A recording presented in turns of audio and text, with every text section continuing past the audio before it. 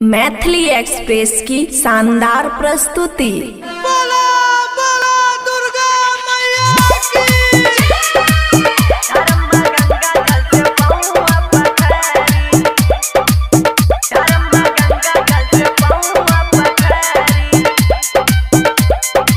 खुशी recording studio बलुआहा। देर न कर लागत पियासल होई है, धोबल गाई मैया जी भूखासल होई है।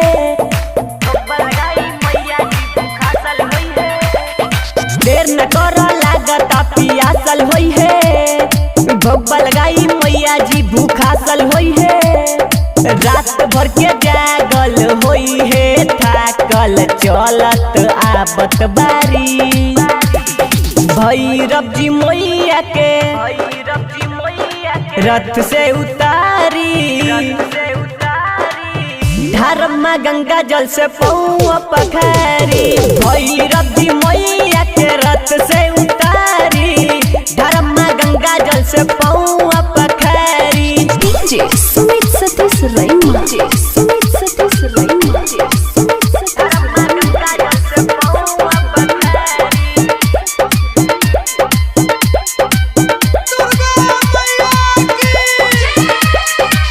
देवलोक से धरती पवैले, ऐसे बड़ा क्या खुशी बा।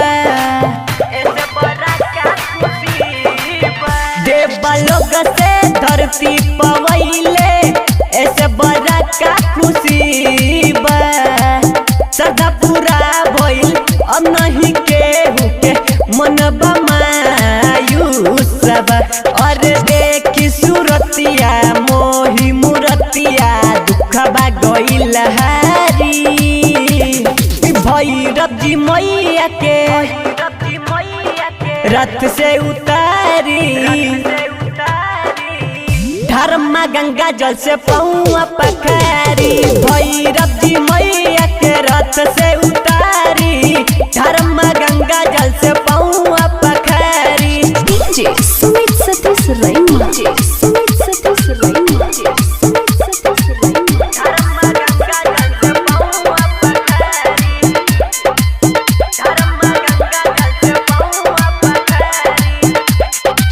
निपी पोती आसन बलागल, राउर सजल दरबार बा। निपी पोती आसन बलागल, राउर सजल दरबार बा। रवि दया से चलत बारे सारा जगत संसार बा। राइटर गंगेश छोटू आरती लगाई जय कहरी। भैरव जी मैया के रथ से उतारी,